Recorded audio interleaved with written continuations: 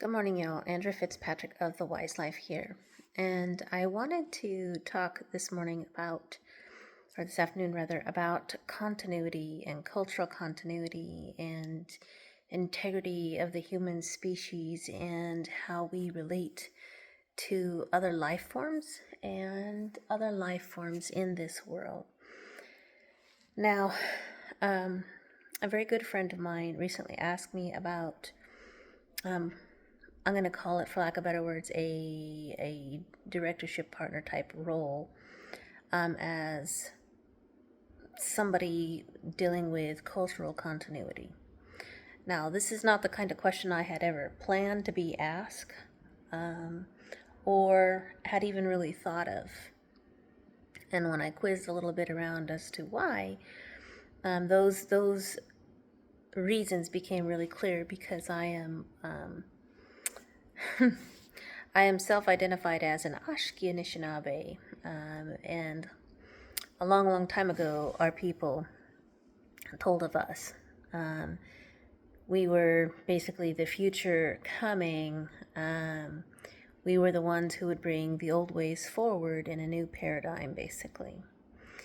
And I'd never thought of myself quite as a bringer of that in this kind of way.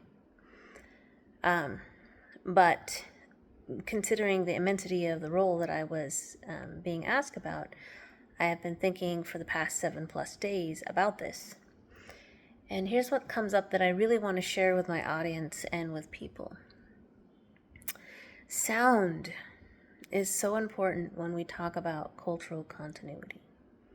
Sound, music, voice, and relationship. So irregardless of which cultural paradigm you come from and whether it's indigenous to this realm or not is kind of almost a moot point. The wisdoms that I will talk about are ones that I know of that are from people of this realm, we'll put it that way. Okay. And they do spring from the indigenous heritage as I understand it. Okay. So from my perspective now, and I will share some stories with you, but from my perspective now, it is how we are in communication and relationship with all other beings that matters. Now, in the business world and in the vernacular that most people have gotten used to, things have been very, very siloed. So it's, you would have your health over here, you'd have your business over here, you'd have your personal over here, you'd have your spiritual over there, and all of them are kind of kept separate.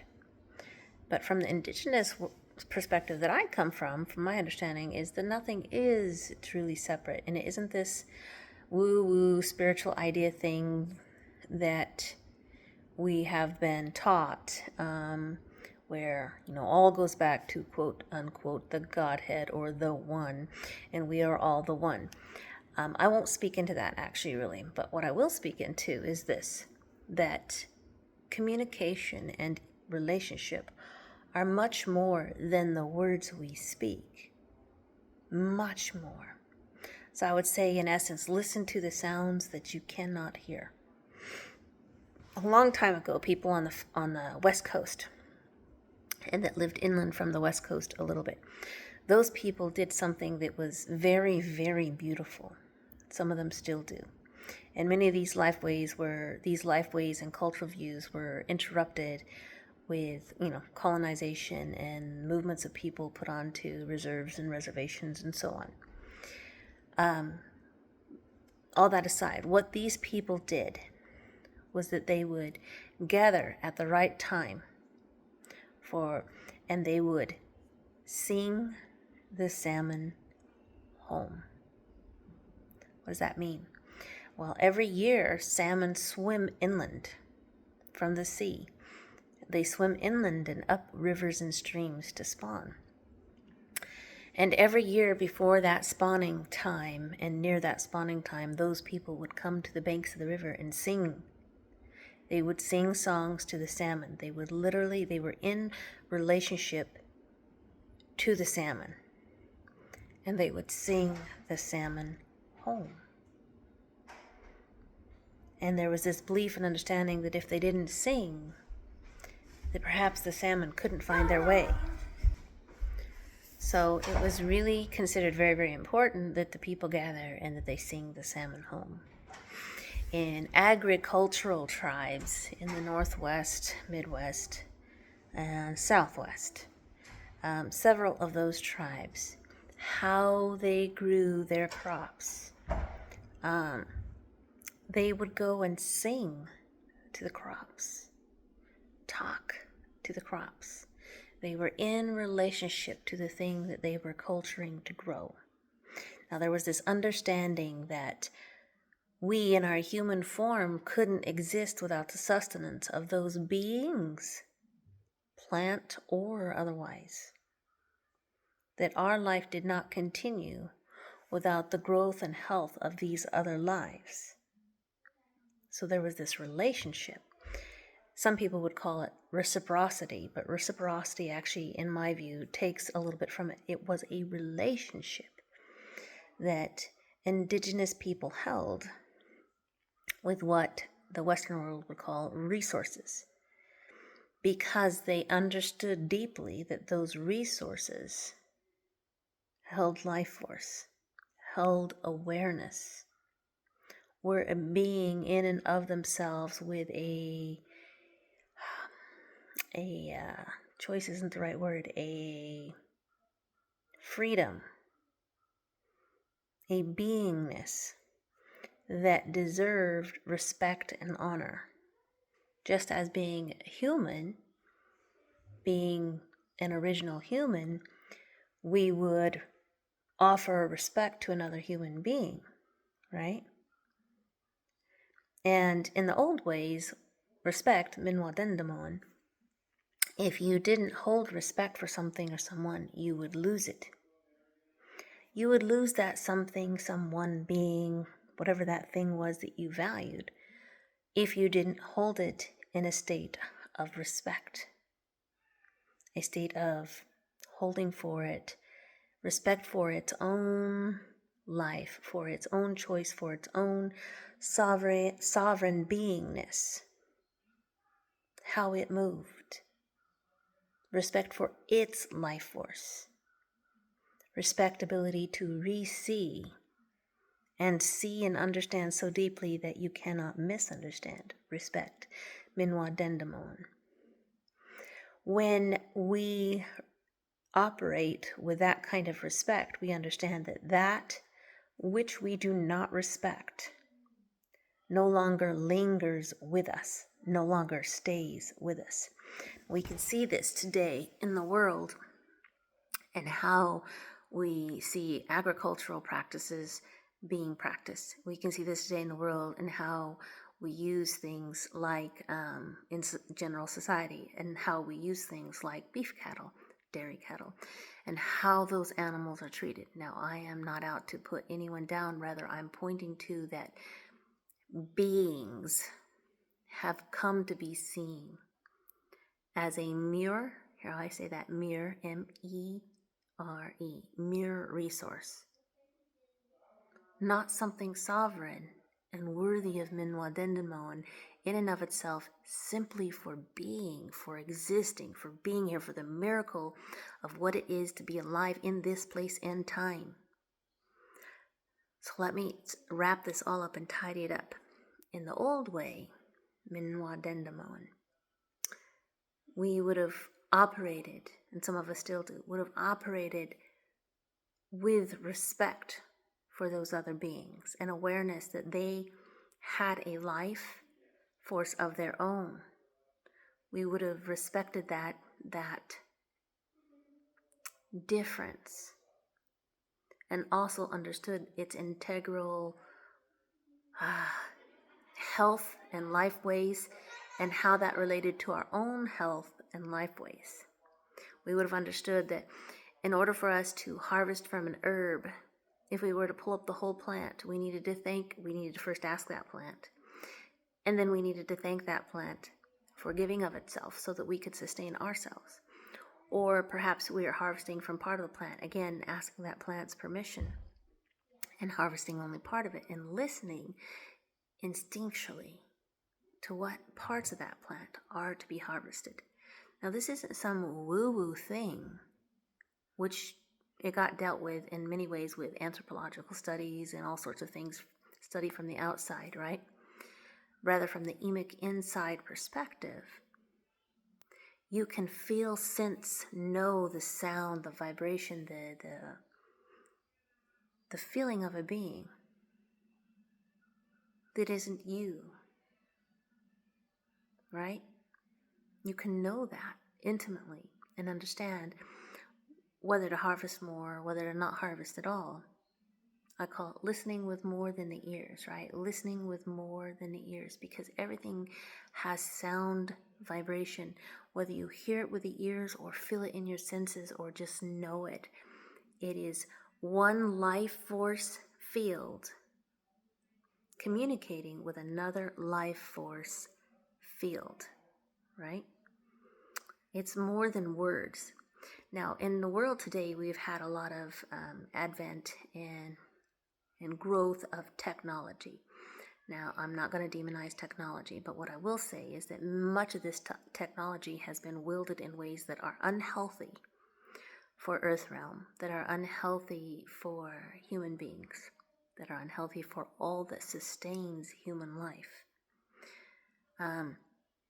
So it's up to us to be in proper relationship with our own self and biofield, but also how we are in relationship to each other, to all the other living entities in this realm, all the other people and cultures in this realm, which is an awful lot, it seems, for some people to wrap their heads around.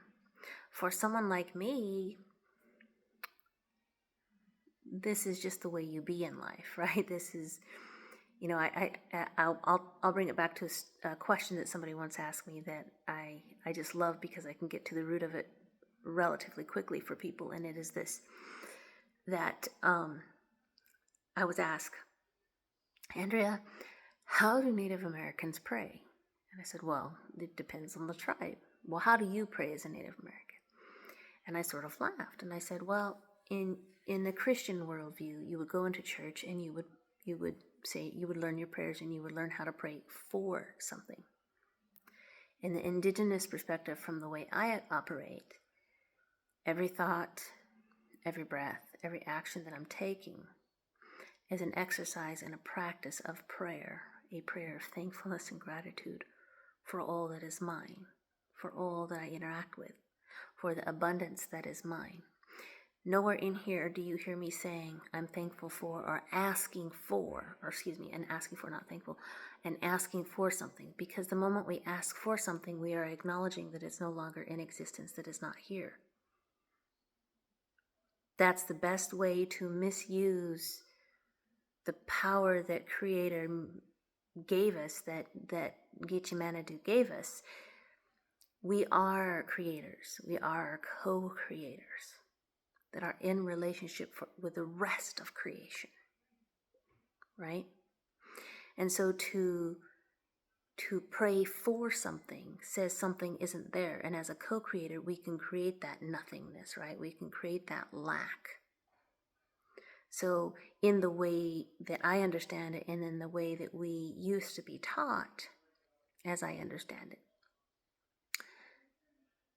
when we prayed, it was a practice of life. It was a practice of being aware of our breath, a practice of being aware of how we were speaking with others, how we were thinking of ourselves and others. All of these areas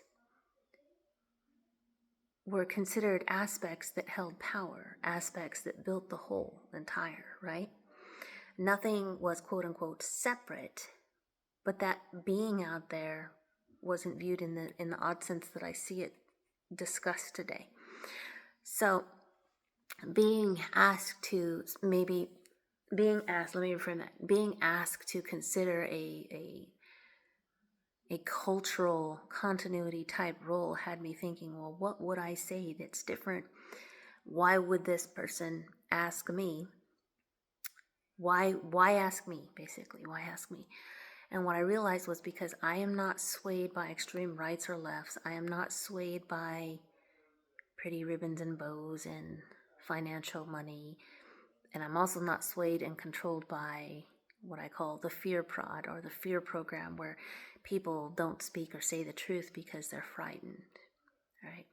None of these are the things that really move me, and I think this person knows that. But in that case, then, why me? Because I have chosen very purposefully to not get on the blood rolls list, the blood quantum, the rolls, the tribal rolls. I have chosen not to do any of that kind of work because those ways of trying to measure what is indigenous is something that was brought here that didn't belong here in my view, and tried to measure a human being by a measurement of blood. Okay.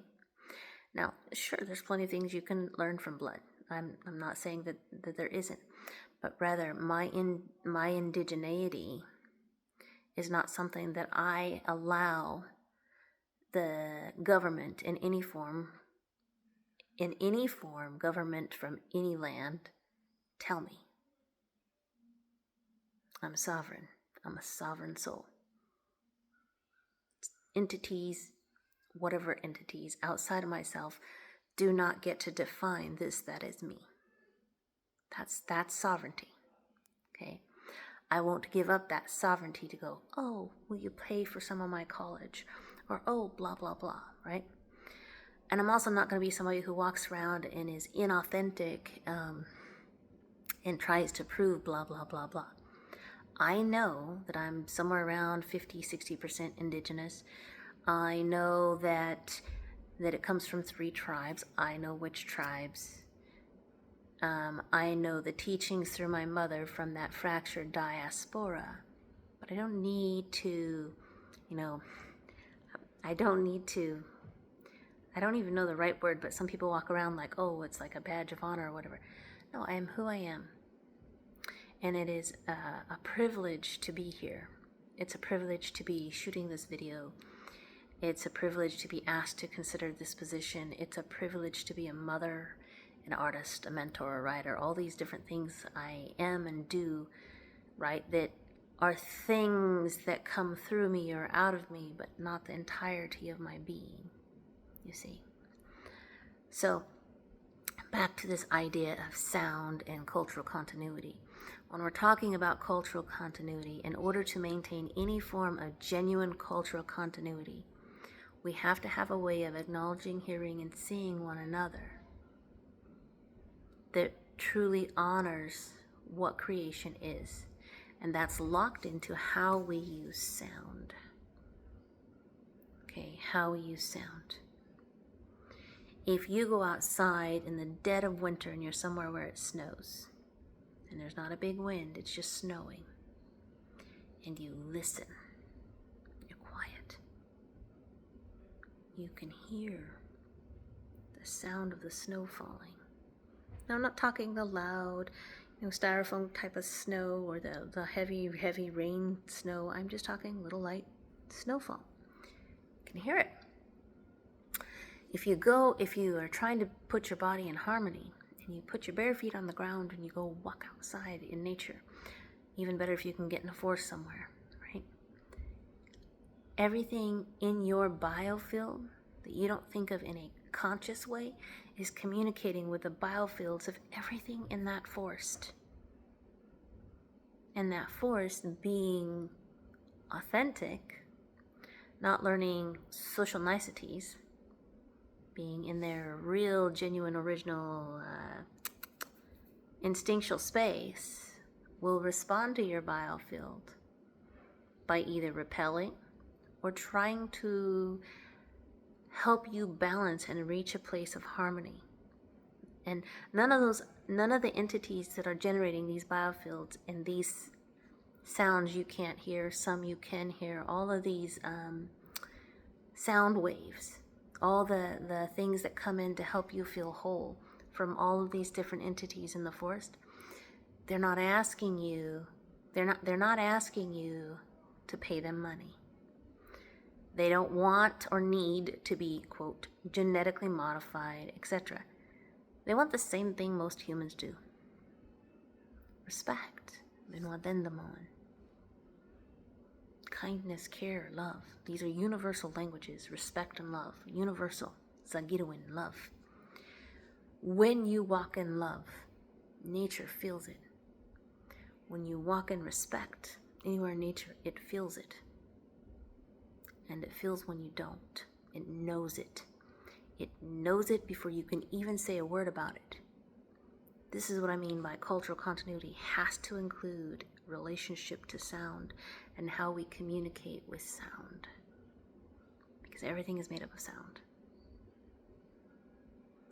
So, if you go out by a stream, the sound of that water trickling down actually disrupts what we call the synthetic grid, or what we call the things that are unhealthy to normal creator origin life forces, beings.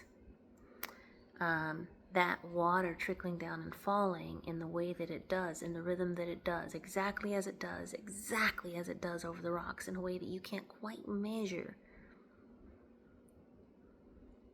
It heals.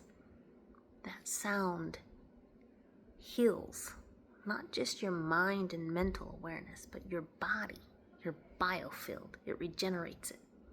Okay? So anything that we're talking about that involves cultural continuity, in my mind, in myself, must include, it has to include this relationship we all have with each other, and how we communicate with sound that is more than words, less than words, beyond words. I will end with a couple little short shares here. My children and I were going on a walk, and we were down on an area of road where somebody had paved the road. It was an old road, and we're walking, and I saw a big, round, fluffy bumblebee, and one of its wings was injured, and a lot of traffic on that road, and I thought, oh, it's going to get run over. And so I leaned down, and I put my hand in front of the bee, and the bee turned away. And I thought, oh, whoops.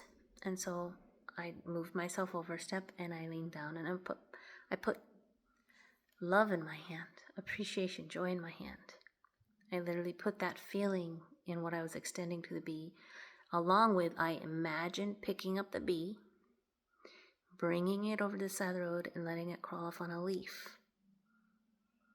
Okay?